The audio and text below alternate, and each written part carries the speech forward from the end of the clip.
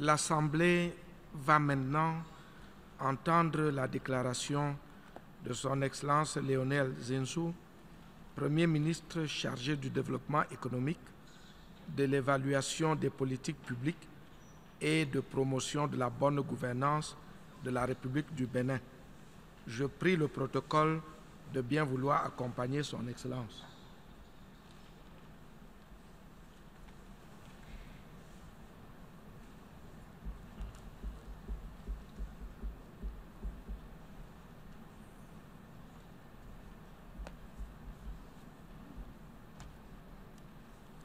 J'ai le grand plaisir de souhaiter la bienvenue au Premier ministre de la République du Bénin, Son Excellence M. Lionel Zinsou, et je l'invite à prendre la parole devant l'Assemblée générale.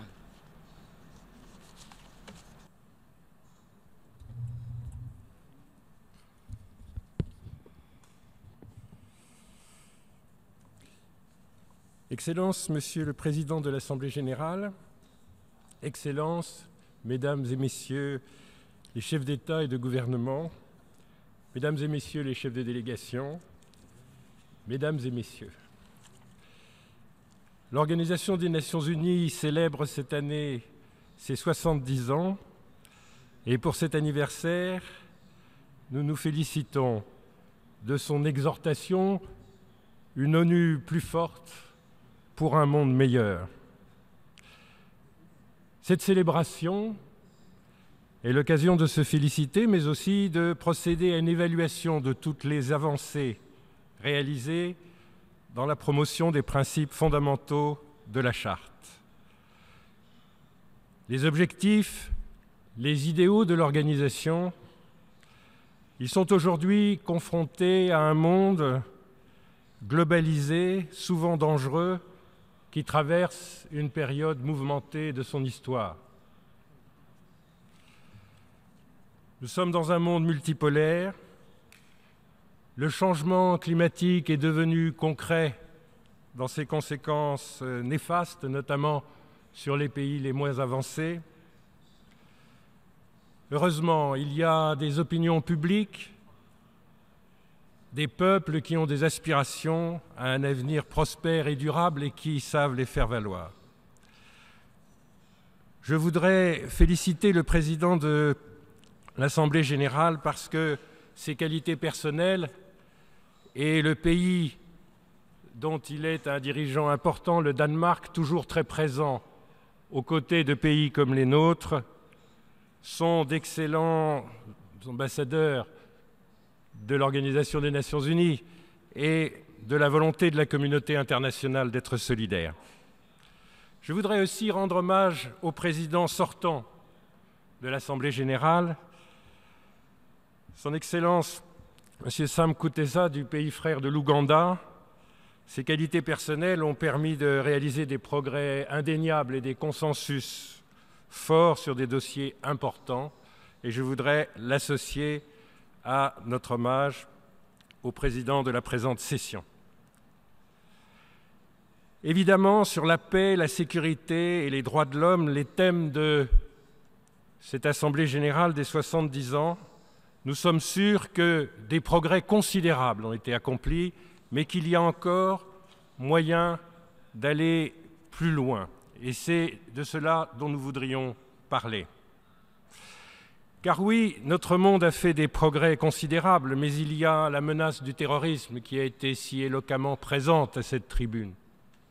Et encore il y a quelques minutes, s'agissant de l'Irak, mais que nous connaissons bien en Afrique.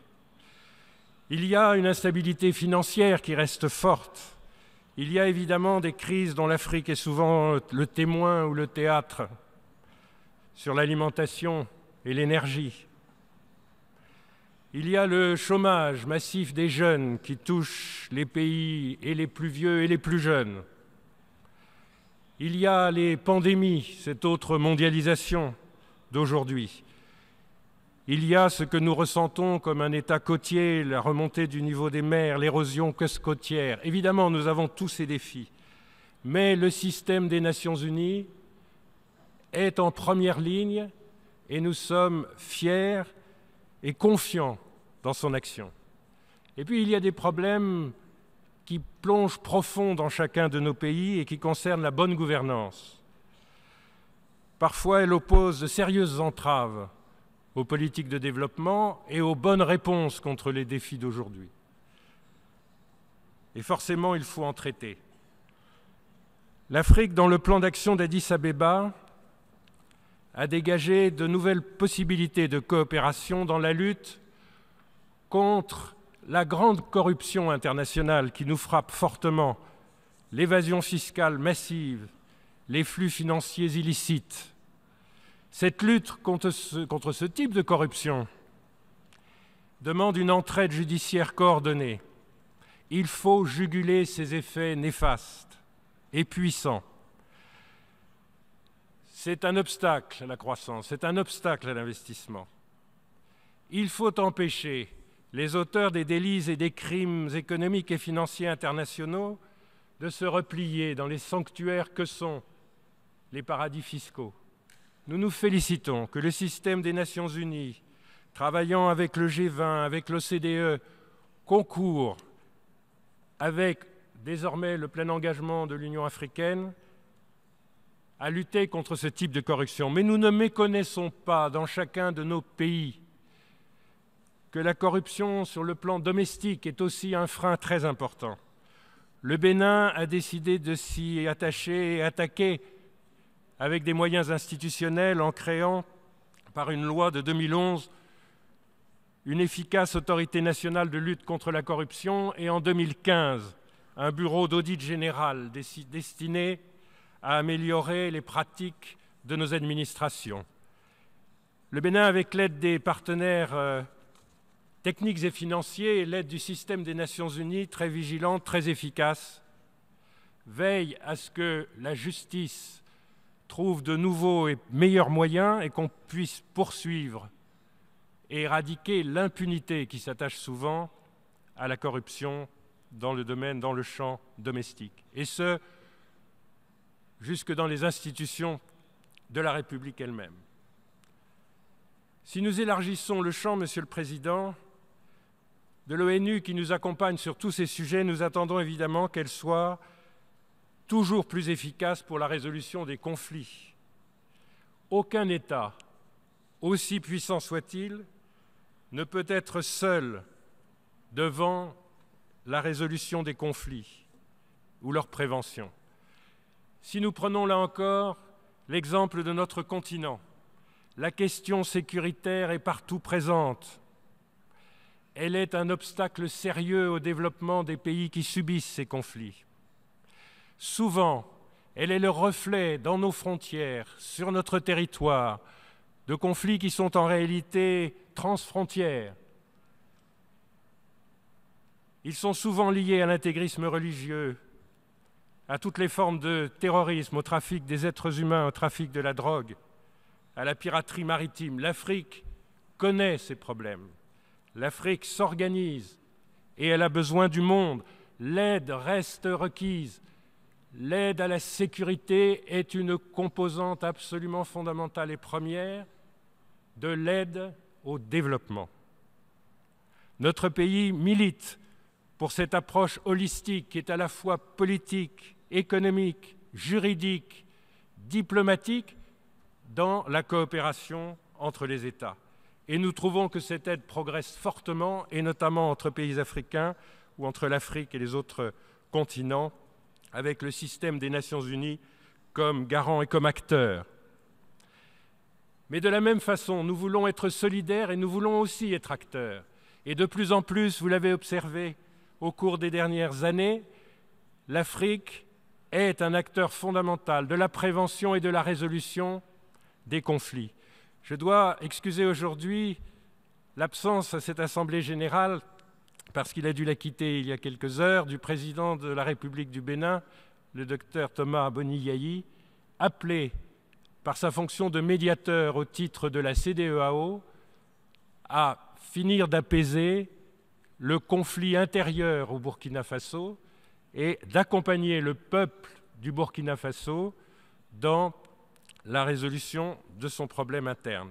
Ceci est en bonne voie, le président est parti optimiste. C'est un exemple de ce que nous pouvons faire. Mais nous contribuons aussi à la task force qui rassemble les pays frères du Nigeria, du Niger, du Cameroun, du Tchad, de façon à lutter ensemble efficacement contre Boko Haram.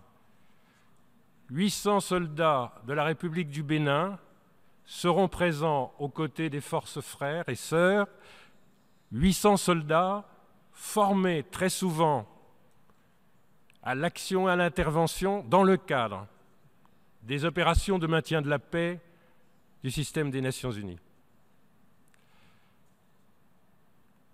Monsieur le Président, prévenir, c'est très important pour les conflits. Je voudrais souligner une initiative que les Nations Unies ont fortement soutenue.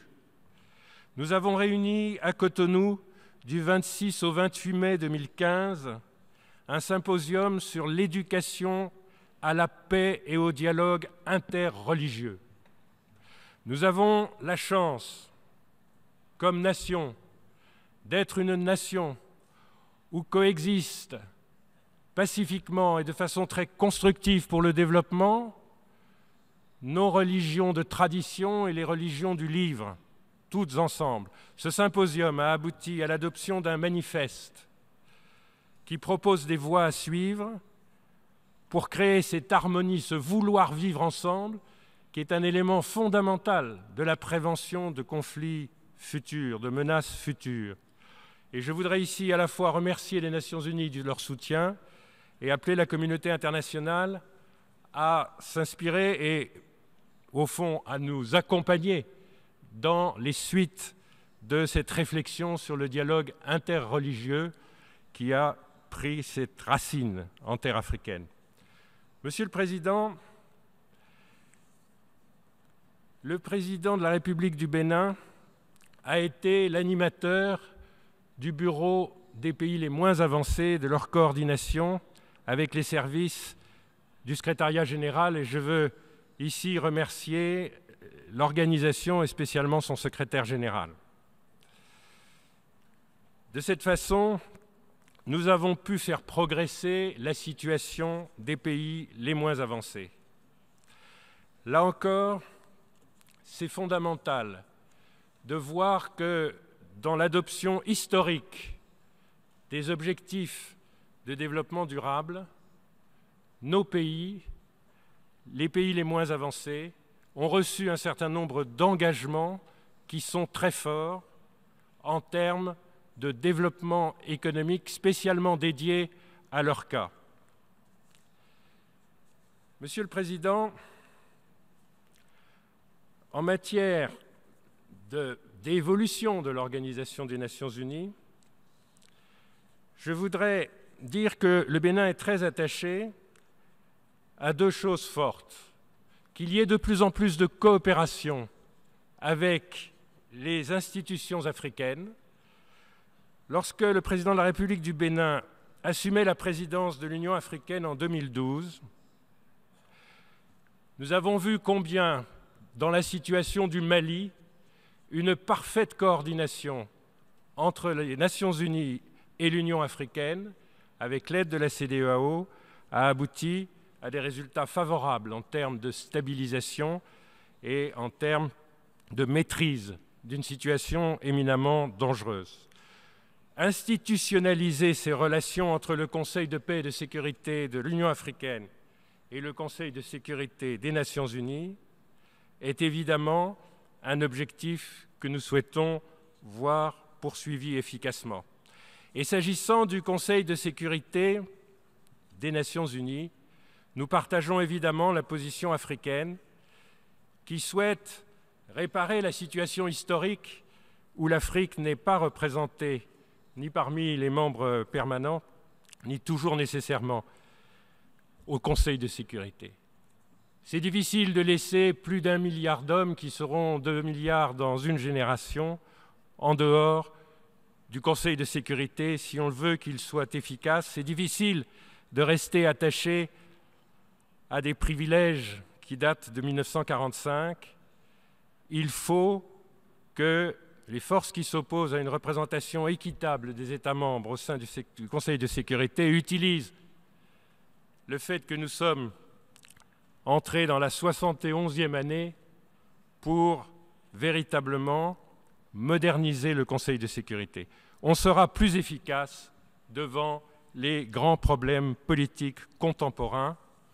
Et je voudrais à cet égard, Monsieur le Président, indiquer comme nous pensons qu'il y a des évolutions positives sur un grand nombre de sujets et sur lesquels on est invité à aller demain plus loin. Nous nous félicitons de la création d'un État palestinien, membre de plein droit des Nations Unies, qui, vivant en bonne entente avec Israël, permettra, nous en sommes profondément convaincus, de créer une dynamique pour que baissent les tensions dans cette région du monde et qu'on parvienne à déclarer le Proche-Orient zone exempte d'armes nucléaires demain. Mais nous avons été très encouragés par les négociations qui ont abouti le 14 juillet 2015 à Vienne, dans la résolution de quelque chose qui aurait pu être un conflit très grave et qui a vu la République islamique d'Iran et les membres permanents du Conseil de sécurité plus sains trouver sur la question du nucléaire un accord qui préserve la possibilité d'usage pacifique de l'énergie nucléaire pour les besoins, le mieux-être des peuples, tout en évitant les risques considérables qui étaient en train de se cristalliser. Et puis, et nous l'avons vécu avec émotion pendant cette assemblée générale, nous progressons vers la levée complète de l'embargo sur Cuba, prononcé par les États-Unis d'Amérique, et les progrès qui ont été faits. Nous voulons saluer à la fois le président Raúl Castro et le président Barack Obama pour leur caractère spectaculaire, avoir su faire table rase du passé et bâtir un avenir d'espoir pour les deux peuples. C'est fondamental et le monde entier y trouvera bénéfice.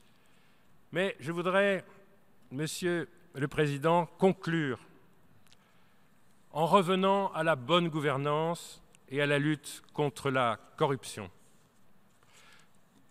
Monsieur le Président, le programme de l'après 2015, il est extrêmement exigeant. Et c'est normal. Vu d'un pays comme le Bénin, vu des PMA, ce que nous avons à faire en 15 ans est quelque chose que l'humanité n'a jamais fait.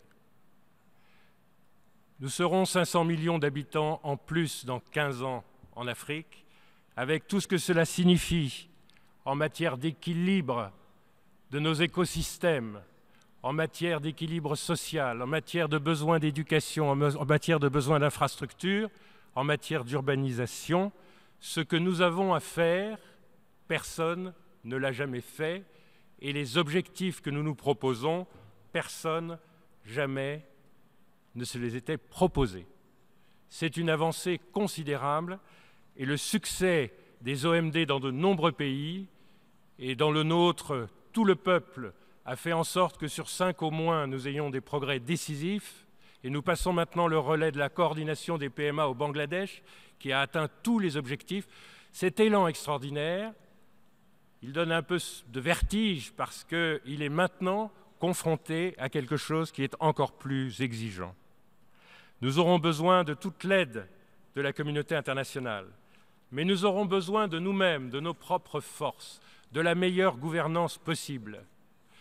Le président de la République du Bénin, arrivant au terme de 2 mandats constitutionnels, dans le respect de la Constitution, fait en sorte que les élections qui, dans 6 mois, auront lieu au Bénin, soient à l'exemple de toutes les élections qui ont précédé, notamment les 2 consultations qui, dans notre pays, locales et législatives, viennent d'avoir lieu, pour que l'alternance démocratique que le pays vit depuis 25 ans soit à nouveau illustrée avec bonheur et dignité. Nous ne sommes qu'un petit exemple, mais nous sommes un exemple de démocratie et de gouvernance qui connaît ses faiblesses, ses limites et qui les corrige, et de gouvernance qui s'améliore, nous sommes une démocratie témoin pour l'Afrique et nous pensons que c'est aujourd'hui l'ingrédient premier de toute politique réussie de développement devant les défis qui nous attendent. Nous pensons être là dans l'esprit de la charte de l'Organisation des Nations Unies. Je vous remercie de votre attention.